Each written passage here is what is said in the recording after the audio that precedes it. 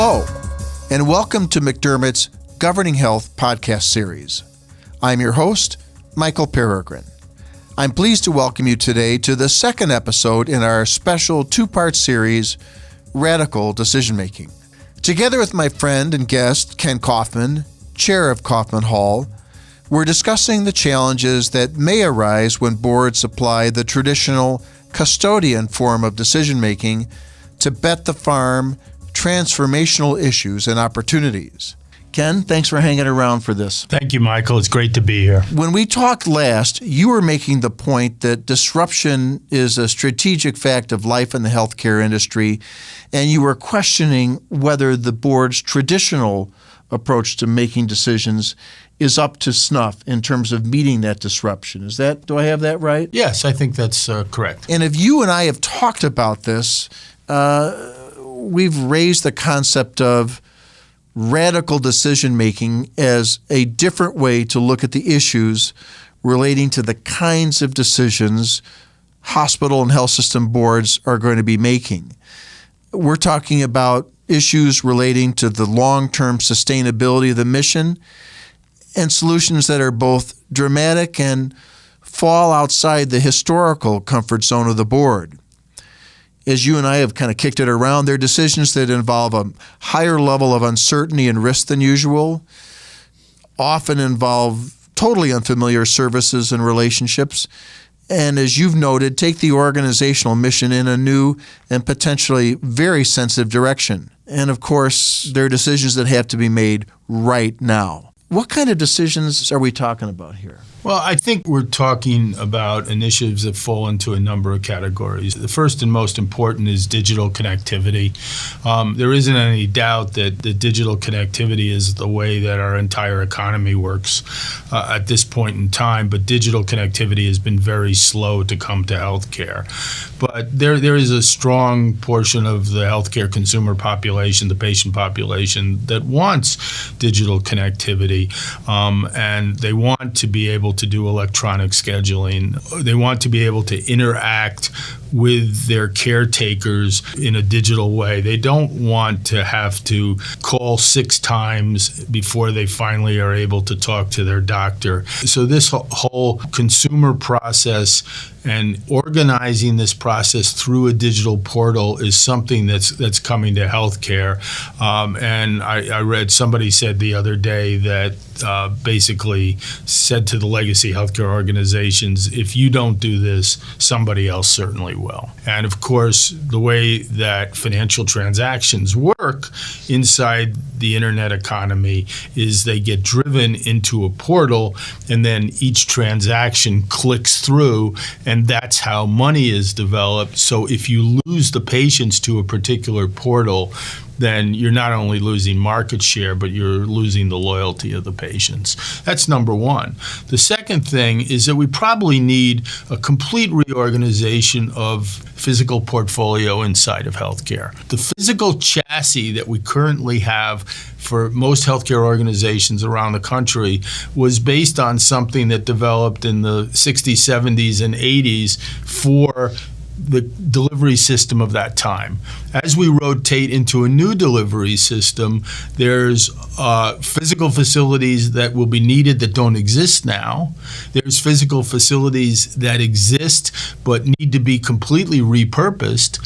And then there's probably a whole bunch of hospitals and other kind of physical facilities that are anachronistic for what we're trying to do now. They were facilities for their time, but they need to be closed or in other ways removed from the system. So you've got this digital portal question, which is going to be very hard to organize and extremely expensive. And then you've got this portfolio decision, but the portfolio decision by definition is incredibly political because it means doubling down on facilities in one neighborhood and perhaps eliminating facilities in another neighborhood. And what analytics do you use for a legacy organization to make those decisions? In our prior episode, you talked about the kinds of decisions that are ripe for radical decision making are the types of decisions that make everybody mad.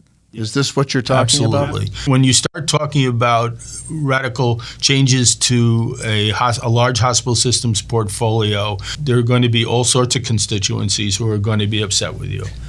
Well, let's pick up on that because I think as you've described it, 95% of our board member listeners are going to be nodding their head and said, we can do this. This makes sense. Of course we have to do this.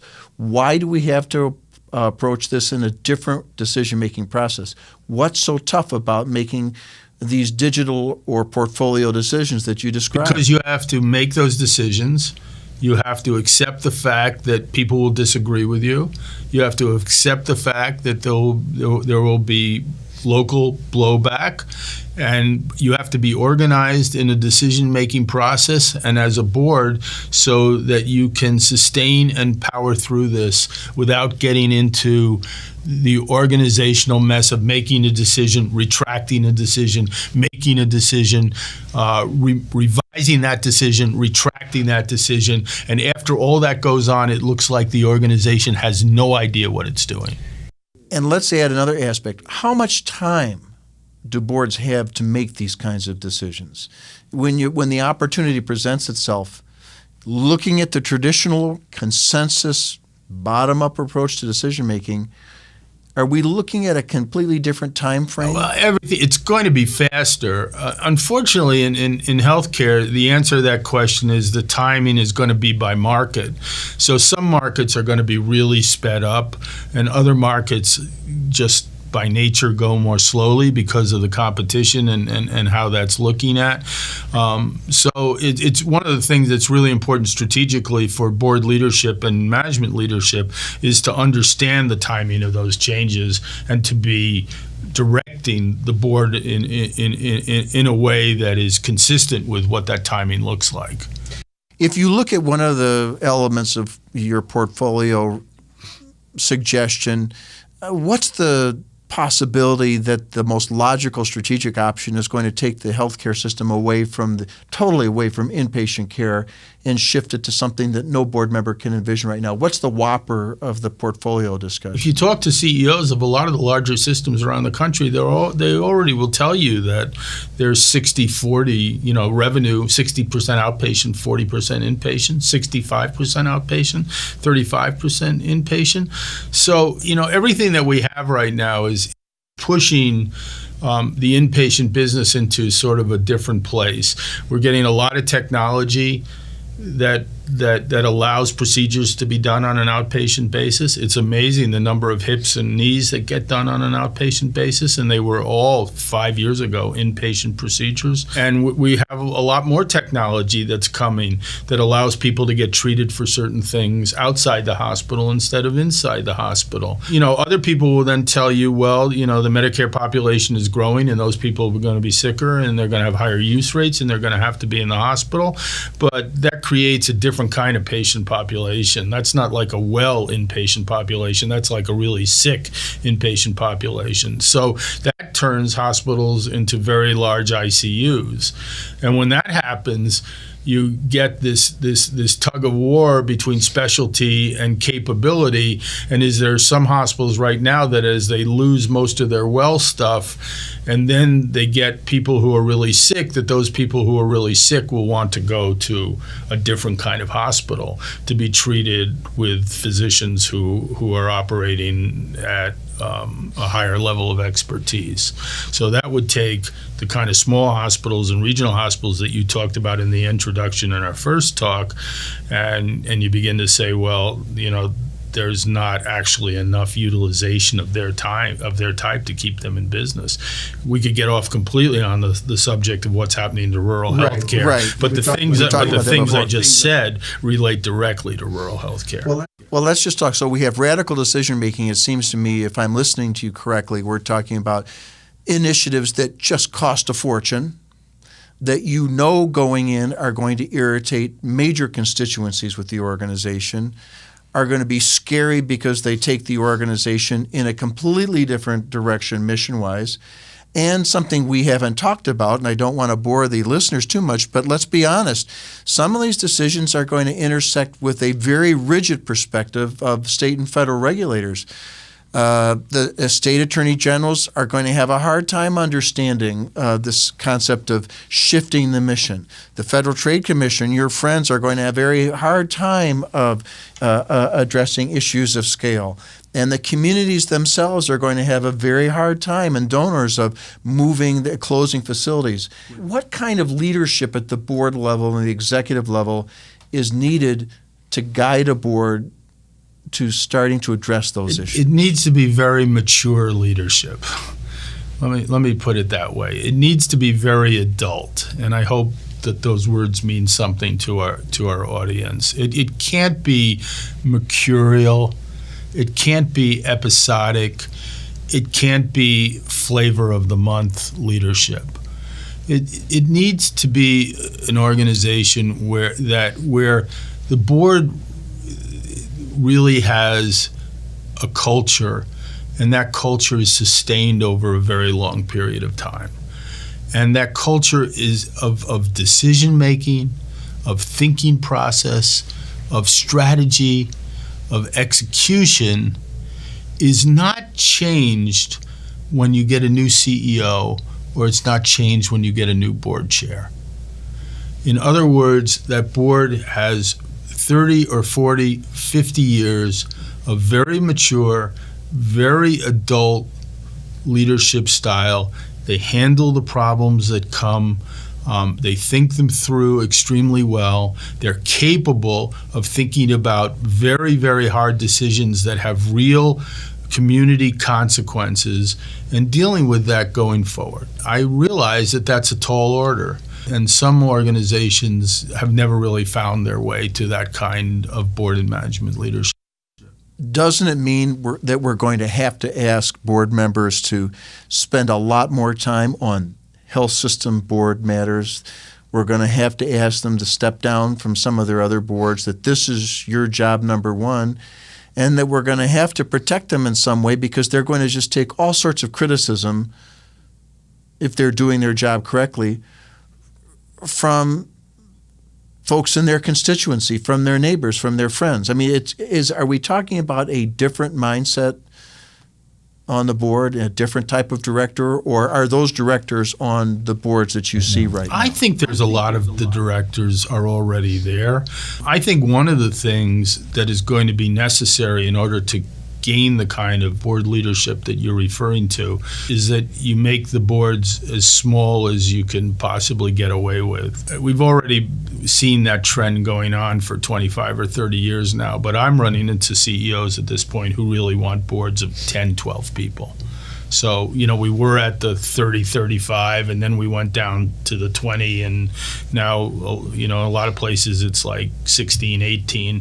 I've recently had conversations with some of the more important CEOs in the country, and they say, I got to get this to 10 or 12. By doing that, you create an efficiency of communication, and you can keep everybody inside the circle as you discuss these very difficult issues. But aren't you, when you're doing that, aren't you really saying, Ken, you're going to be one of the 10 or 12, but I'm sorry, you've got to get rid of all your other board service, because there's just no way. I don't think you have to go to that level, but don't you have to regulate it? You do have to insist on a level of attention that's really critical. So, some of the people who are going to be on these boards, they're very important people. They're on other boards. They're not going to come off of it. They're not going to agree to that. But if you're doing the correct amount of vetting and orientation, you're going to be making it very clear to new people who are coming on the board that here's the level of responsibility, and this is extremely demanding. We're not going to fake it just to get you to come on the board. The other thing I've come across recently is boards that they have terms, but they evaluate every board member each year, which I think now is becoming more common. And I think that's a very positive trend. So that if a board member has 3 years left on his term or 5 years left on her term, but she hasn't shown up for the last 4 meetings, these boards are stepping in and saying, we need to ask you to step down because we need a greater level of commitment than it looks like you can make right now.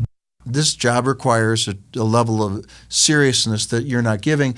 You had mentioned in the first episode about the number of meetings, and I see a number of CEOs trying to strike the right balance for their board members and their commitment and other outside commitments, and saying, how few number of board meetings can we get by with?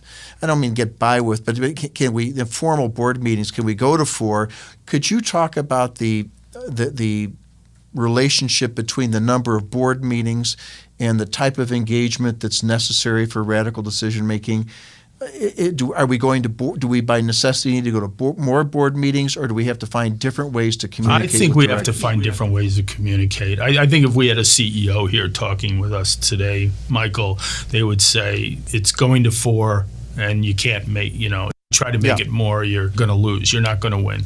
So let's assume that we're at quarterly board meetings for most major healthcare organizations across the country right now. Then it's up to the CEO to figure out, what is the level of communication that's necessary in order to assure that the boards can handle very difficult matters that come up, and how is that communication accomplished? And that's a digital transformation in and of itself. And the general counsel is going to be worried about exactly the same things. And how do we vote? Can we vote electronically? Especially if we're going to be pulling in directors. The last thing you want is a board that can't make a decision because of a lack of quorum. How big of a deal is this going to be for organizations to make this transition to radical decision making? Can you give a percentage of those that will try and will make it and those won't? Or is this just a laydown? They can do it, no problem. No, I don't think it's a laydown. I think maybe 25% of healthcare organizations are in a position to begin to think about how to radically change their strategy and change their board structure to allow for that radical change in strategy. Those, of course, are the organizations that already are, as I use, they're already mature and adult organizations. And so bringing these kinds of things up doesn't really freak them out particularly. It's just another stage in the development of their healthcare organization. How do you introduce this issue to the board? What's the first step in terms of the process of getting them to adopt radical decision making? Well, I think it has to come from the CEO. If the CEO has advisors, both legal and otherwise, he or she can be getting help from that. But I think it's a good, solid CEO and a good, solid chair. And a discussion that goes on is that are we really prepared for the strategic developments and the strategic opportunities of the future? Is there things that we have to do to change the culture of the organization, and does that include changing and adjusting the culture and the operation of the board? And if that's the case, then they have to come up with an executable plan about how they would move to do that. And the plan may involve a variety of elements that go right to the core of board structure. Who's on the board? What are their backgrounds? What their level of engagement is? How much do we delegate to committees? Size of the board meetings? But I want to go back, Ken, to something that you said in our first episode about the levels of disruption and where the healthcare industry is at this point, where a Netflix or someone else would be at a different level. Is there a potential, and I can see on a sophisticated board, that an executive from another industry would say, we've gone through this at my company. We've achieved this. I don't think we have to make these tough decisions, or I think we ought to slow down, or the lesson for my industry is X. Therefore, that should apply to that's possible every board you see is you've seen one board. They're made up of people with their own levels of commitment and their own levels of intensity and their own levels of educational understanding and, of course, their own levels of personal experience. There isn't any way to institutionalize that. You deal with the people that you've got there at the time. You'll hear from, you'll talk to CEOs all the time, and you'll say to the CEO, wow, that was quite a transaction you pulled off. And very often the CEO would say back to you, yeah, we had the right board members at the right time to do that. How much of this first generational issue that healthcare is unique is critical to this understanding, to the buy-in, that healthcare is still in the very early stages of disruption, and therefore we need to take more radical steps to address it, as opposed to, say, again, Netflix or the more experienced disruptors? Well, we need to do that, but we're still figuring out what that disruption is going to look like. So if I had a couple of board members here, they would say, well, yeah, we got to go fast, but we got to go slow at the same time. That was, I think, a business strategy concept of a number of years ago. But it's true. You have to get ready to go fast, but you don't want to be ahead of the bulldozer. You want to be walking next to the bulldozer or just behind the bulldozer. So, I think board members since they do have that fiduciary responsibility, which you've done so much to help the industry understand, they want to be very careful that they're keeping that in mind at the same time that they're dealing with all these other issues. Before we wrap up, I'd like you to kind of think of yourself as talking to a different audience who may be well listening to this, and those are the regulators who are trying to do their job within the scope of statutes that have been on the books for a long time. And I'm thinking in particular of the state charity officials who are dealing with 100-year-old laws about charitable trusts and stewardship of assets. And we're here talking about dramatically changing the way boards are focusing and expediting decision-making and willingly pursuing changes in mission and the way in which risk is assumed. What is your advice to them, Ken, in terms of being willing to accept a change in the decision-making process to what I would basically try, assure that healthcare can still be monitored in a not-for-profit model? I think it's really important that regulators don't just understand what their job is from a traditional perspective or how they've seen that job over the last 25 or 30 or 40 years, and therefore they're committed to continuing to do that job. I think they have to educate themselves as to what's going on and what the healthcare industry looks like, because what we're having now is we're going to have a much more robust competition between for-profit corporate organizations in the healthcare industry and not-for-profit. And if the state and federal regulators take a particular and overly adamant position, they could take the not-for-profits, which already perhaps have handcuffs on one hand, and they could handcuff that hand to the leg and make it increasingly difficult for the not-for-profits to compete in what is a much more traditional corporate-style competition going on, giving those corporate entities even more of an advantage in that long-term competition than those for-profit companies already have. So you have a really important social policy question here, really important. We have had, over the last 100 years, a pluralistic healthcare system that includes for-profit entities and not-for-profit entities. It has produced the healthcare system that we have today, both in its positives and its negatives. If you make it more difficult for not-for-profit organizations to compete in this changing competition, then what you could do is remove the pluralistic form of our healthcare system and create a healthcare organization that every day is more and more corporate and more for-profit. Now, some people would say, well, that will create a more efficient healthcare system, but it will also create a different healthcare system. And you better understand how that healthcare system is going to be different before you apply these legalities that change the whole kind of healthcare system that we have going forward. As we end up a kind of a glass half full, glass half empty question, you said 25% of the healthcare boards are probably already well situated to affect radical decision making and confront disruption. What's going to happen to the other 75%? Well, The implication of the question is that the boards are dangerous to themselves, that they're the kind of organizations that if you give them a knife, they're rather than stab the competition, they're more likely to stab themselves. So you have some organizations that are going to fall into that category. There's just no doubt.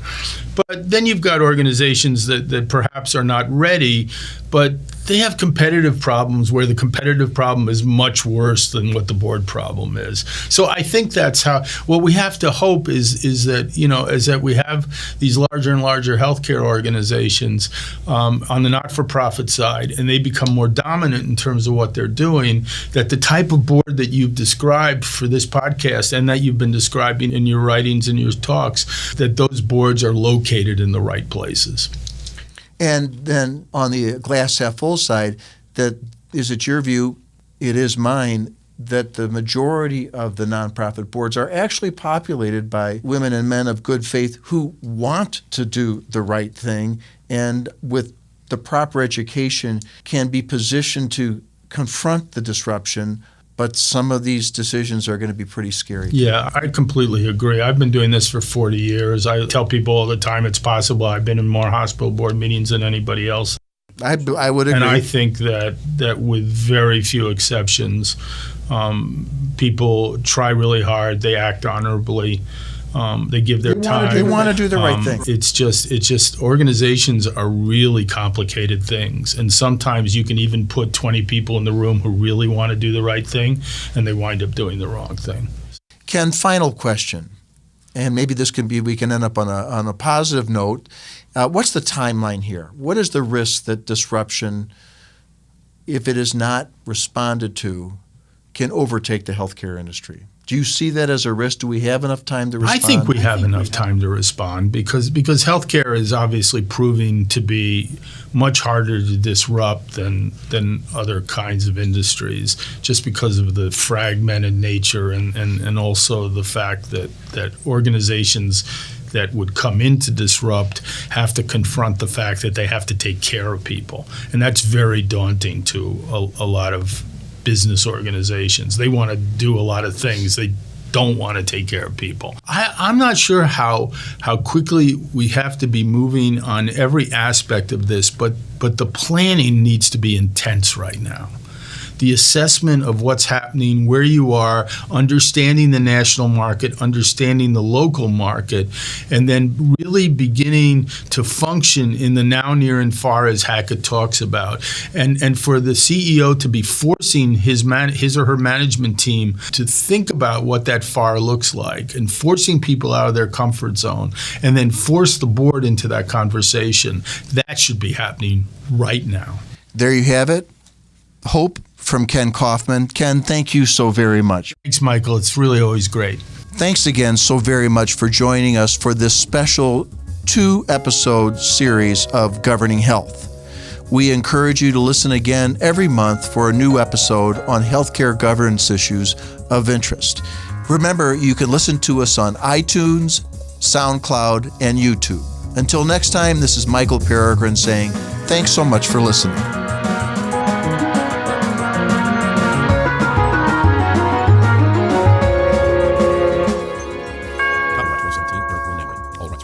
Any use of these materials, including reproduction, modification, distribution, or republication without the prior written consent of McDermott, Will & Emery is strictly prohibited.